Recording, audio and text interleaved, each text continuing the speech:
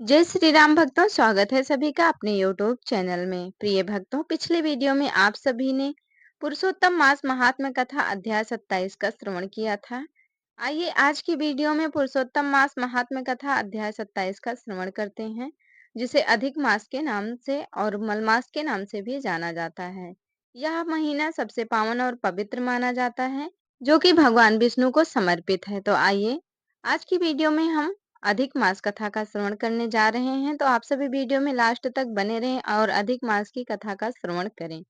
पुरुषोत्तम मास महात्म्य कथा अध्याय 27। श्री नारायण बोले, इस प्रकार कहकर मौन हुए मुनीश्वर वाल्मीकि। मुनि को सपत्नीक राजा दृढ़धन्वा ने नमस्कार किया और प्रसन्नता के साथ भक्ति पूर्वक पूजन किया। उस राजा दृढ़धन्वा से की हुई पूजा को लेकर आशीर्वाद को दिया, तुम्हारा कल्याण हो, पापों का नाश करने वाली सरयू नदी को मैं जाऊंगा। इस समय हम दोनों को इस प्रकार बात करते सायंकाल हो गया है। यह कहकर मुनि श्रेष्ठ वाल्मीकि मुनि शीघ्र चले गए। राजा दृढ़धन्वा भी सीमा तक वाल्मीकि मुनि को पहुंचाकर अपने घर लौट आया। घर जाकर अपनी गुण सुंदरी नामक सुंदर स्त्री से बोला। राजा दृढ़धन्वा बोला, आई सुंदरी, राग द्वेष लोभ मोह मद मात्सर्य इन 6 शत्रुओं से युक्त गंधर्व नगर के समान इस असार संसार में मनुष्यों को क्या सुख है। कीट विष्ठा भस्म रूप और वात पित्त कफ इनसे युक्त मल मूत्र रक्त से व्याप्त ऐसे इस शरीर से मेरा क्या प्रयोजन है। हे वरारोहे, अध्रुव शरीर को ध्रुव वस्तु एकत्रित करने के लिए पुरुषोत्तम मास का स्मरण कर वन को जाता हूँ। तब वह गुण सुंदरी ऐसा सुन के विनय से नम्रता युक्त तथा शुद्धता से हाथ जोड़ अपने पति से बोली। गुण सुंदरी बोली, हे नृपते, मैं भी तुम्हारे साथ चलूंगी।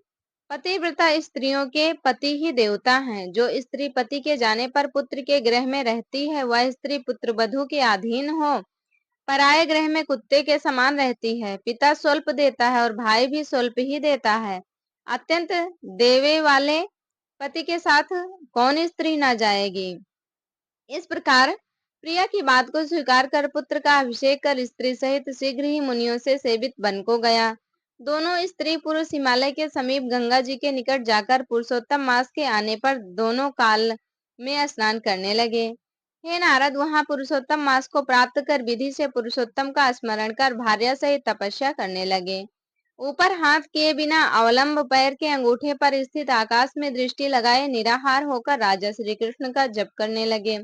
इस प्रकार व्रत की विधि में स्थित हुए तपोनिध राजा की पतिव्रता रानी सेवा में तत्पर हुई।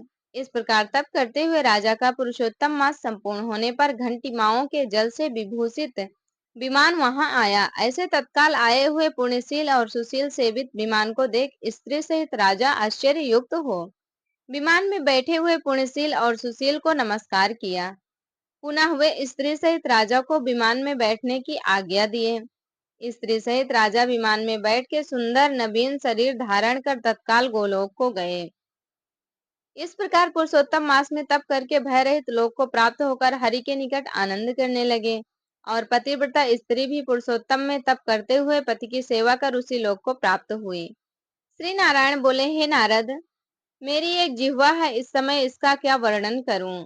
इस पृथ्वी पर पुरुषोत्तम के समान कुछ भी नहीं है। सहस्त्र जन्म में तप करने से जो फल प्राप्त नहीं होता है, वह फल पुरुषोत्तम के सेवन से पुरुष को प्राप्त हो जाता है। श्री पुरुषोत्तम मास में बुद्धि पूर्वक अथवा अबुद्धि पूर्वक किसी भी बहाने यदि उपवास, स्नान, दान और जप आदि किया जाए तो करोड़ों जन्म पर्यंत किए पाप नष्ट हो जाते हैं। जैसे दुष्ट बंदर ने अबुद्धि पूर्वक 3 रात तक पुरुषोत्तम मास में केवल स्नान कर लिया, तो उसके पूर्व जन्म के समस्त कुकर्मों का नाश हो गया और वह बंदर भी दिव्य शरीर धारण कर विमान पर चढ़कर जरा मरण रहित गोलोक को प्राप्त हुआ। इसलिए यह पुरुषोत्तम मास संपूर्ण मासों में अत्यंत श्रेष्ठ मास है, क्योंकि इसने बिना जाने से ही पुरुषोत्तम मास में किए गए स्नान मात्र से दुष्ट बानर को हरि भगवान के समीप पहुंचाया। अहो आश्चर्य है। श्री पुरुषोत्तम मास का सेवन जो नहीं करने वाले हैं, वे महामूर्ख हैं, वे धन्य हैं और कृतकृत्य हैं तथा उनका जन्म सफल है। जो पुरुष श्री पुरुषोत्तम मास का विधि के साथ स्नान, दान, जप, हवन, उपवास पूर्वक सेवन करते हैं, नारद मुनि बोले, वेद में समस्त अर्थों का साधन करने वाला मनुष्य शरीर कहा गया है, परंतु यह वानर भी ब्याज से पुरुषोत्तम मांस का सेवन कर साक्षात मुक्त हो गया। हे तपोनिधे, संपूर्ण प्राणियों के कल्याण के निमित्त मुझसे इस कथा को कहिए। इस बानर ने 3 रात्रि तक स्नान कहाँ पर किया? यह बानर कौन था? आहार क्या करता था? उत्पन्न कहाँ हुआ? कहाँ रहता था? और श्री पुरुषोत्तम मास में ब्याज से उसको क्या पुण्य हुआ? यह सब विस्तार से सुनने की इच्छा करने वाले मेरे से कहिए। आपसे कथामृत श्रवण करते हुए मुझे तृप्ति नहीं होती है। श्री नारायण बोले, कोई केरल देश का अत्यंत लालची, शहद की मक्खियों के समान धन में प्रेम रखने वाला, सर्वदा धन के संचय करने में तत्पर रहने वाला ब्राह्मण था। उसी कर्म से लोक में कदर नाम से प्रसिद्ध था। उसके पिता ने भी प्रथम उसका नाम चित्र शर्मा रखा था। उस कदर ने सुंदर अन्न, सुंदर वस्त्र का किसी समय उपभोग नहीं किया। उस कुबुद्धि ने अग्नि में आहुति, पितरों का श्राद्ध भी नहीं किया, यश के लिए कुछ नहीं किया और आश्रित वर्ग का पोषण नहीं किया। अन्याय से धन को इकट्ठा कर पृथ्वी में गाड़ दिया। माघ मास में उसने कभी तिलदान नहीं किया। कार्तिक मास में दीपदान और ब्राह्मणों को भोजन नहीं कराया। वैशाख मास में धान्य का दान नहीं किया और व्यतीत पात योग में सुवर्ण का दान नहीं किया। वैधृति योग में चांदी का दान नहीं किया और ये सब दान कभी सूर्य संक्रांति काल में नहीं दिया। चंद्र ग्रहण, सूर्य ग्रहण के समय न जप किया और न अग्नि में आहुति दी। सर्वत्र नेत्रों में आंसू भरकर दीन वचन कहा करता था। वर्षा आयु आतप से दुखित दुबला और काले शरीर वाला वह मूर्ख सर्वदा धन के लोभ से पृथ्वी पर घूमा करता था। कोई भी इस पामर को कुछ दे देता, इस तरह बार बार कहता हुआ गौ के दोहन समय तक कहीं भी ठहरने में असमर्थ था। लोक के प्राणियों के धिक्कारने से जला हुआ और उद्विग्ना मन होकर घूमता था। उसका मित्र कोई बनेचर वाटिका का मालिक था। उस कदर ने उस माली से बार बार रोते हुए अपने दुख को कहा, नगर के वासी मेरा नित्य तिरस्कार करते हैं, इसलिए उस नगर में मैं नहीं रह सकता हूँ। इस प्रकार कहते हुए उस कदर ब्राह्मण के अत्यंत दीन वचन को सुनकर माली दयार्द चित्त हो गया। शरण में आए हुए दीन ब्राह्मण पर माली ने दया कर कहा कि हे कदर, इस समय तुम इसी वाटिका में वास करो। नगर वासियों से तिरस्कृत हुआ वह कदर उस माली के वचन को सुन प्रसन्न होकर उस वाटिका में रहने लगा। नित्य उस माली के पास वास करता और उसकी आज्ञा का पालन करता था। इसलिए उस कदर ने माली में दृढ़ विश्वास किया और उस कदर ने अत्यंत विश्वास होने के कारण माली ने उस कदर ब्राह्मण को अपने से छोटा बगीचे का मालिक बना दिया। इसके बाद उस माली ने यह निश्चय किया कि कदर हमारा आदमी है, इसलिए वाटिका की चिंता को छोड़कर राजमंदिर का सेवन किया। राजा के यहाँ उस माली को बहुत कार्य रहता था, इसलिए और पराधीनतावश वाटिका की ओर वह कभी नहीं आया। वह अत्यंत दुर्बल कदर उस वाटिका के फलों को आनंद से अच्छी तरह भोजन करता और लोभवश बचे हुए फलों को बेच देता था। निर्भय पूर्वक उस बगीचा के फलों को बेचकर सब धन स्वयं ले लेता था। जब माली पूछता था तो उसके सामने झूठ बोलता था कि नगर में फिरता फिरता, भिक्षा मांगता मांगता और खाता खाता तुम्हारे बन की रक्षा करता हूँ। फिर भी पक्षीगण इस बगीचे के फलों को महीने में आकर खा जाते हैं। देखिए, मैंने कुछ खाते हुए पक्षियों को अच्छी तरह से मार डाला है। यहाँ चारों तरफ उन पक्षियों के मांस और पंख गिरे पड़े हैं। उन मांस के टुकड़ों को और पंखों को देखकर उसका अत्यंत विश्वास कर माली चला गया। इस प्रकार अत्यंत जर्जर उस दुष्ट कदर के वास करते 67-87 वर्ष व्यतीत हो गए। वह मूढ़ वहीं पर मर गया और उसको अग्नि और काष्ठ भी नहीं मिला। बिना भोगे पापों का नाश नहीं होता है, ऐसा वेद के जानने वाले कहते हैं। इस कारण हाहाकार करता हुआ यमदूतों के मुग्दर के आघात से पीड़ित कष्ट के साथ अत्यंत भयंकर दीर्घ मार्ग को गया।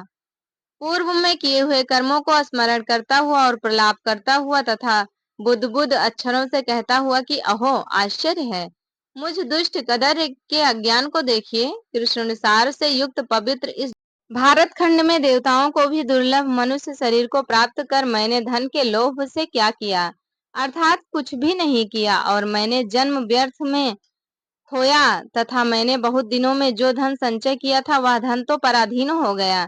इस समय काल पास में बंधा पराधीन होकर क्या करूं? प्रथम मनुष्य शरीर को प्राप्त कर कुछ भी पुण्य कर्म नहीं किया, ना तो दान दिया, ना अग्नि में आहुति दी, ना हिमालय की गुफा में जाकर तपस्या की, मकर के सूर्य होने पर माघ मास में ना गंगा के जल का सेवन किया, पुरुषोत्तम मास के अंत में 3 दिन उपवास भी नहीं किया और कार्तिक मास में तारागण के रहते प्रातः स्नान नहीं किया। मैंने पुरुषार्थ को देने वाले मनुष्य शरीर को भी पुष्ट नहीं किया। अहो आश्चर्य है, मेरा संचित धन पृथ्वी में निरर्थक गड़ा रह गया। दुष्ट बुद्धि होने के कारण जीवन पर्यंत जीव को कष्ट दिया और मैंने जठराग्नि को भी कभी अन्न से तृप्त नहीं किया। किसी पर्व के समय भी उत्तम वस्त्र से शरीर को आच्छादित नहीं किया। ना तो जाति के लोगों को, ना बांधवों को, ना सज्जनों को, ना बहनों को, ना दामाद को, ना कन्या को, ना पिता माता, छोटे भाई को, ना पतिव्रता स्त्री को, ना ब्राह्मणों को प्रसन्न किया। इन लोगों को एक बार भी मिठाई से कभी तृप्त नहीं किया। इस प्रकार विलाप करते हुए उस कदर्य को यमदूत यमराज के समीप ले गए। उसको देखकर चित्रगुप्त ने उसके पाप पुण्य को देखा और अपने स्वामी धर्मराज से कहा कि हे महाराज, यह ब्राह्मणों में अधम कृपण है, धन के लोभी इस दुष्ट कदर का कुछ भी पुण्य नहीं है। वाटिका में रहकर इसने बहुत पाप किया है। माली का विश्वास पात्र बनकर साक्षात स्वयं फलों को चुराया और जो पके हुए फल थे उनको खाया और जो खाने से बचे हुए फल थे उनको इस दुष्ट ने धन के लोभ से बेच डाला।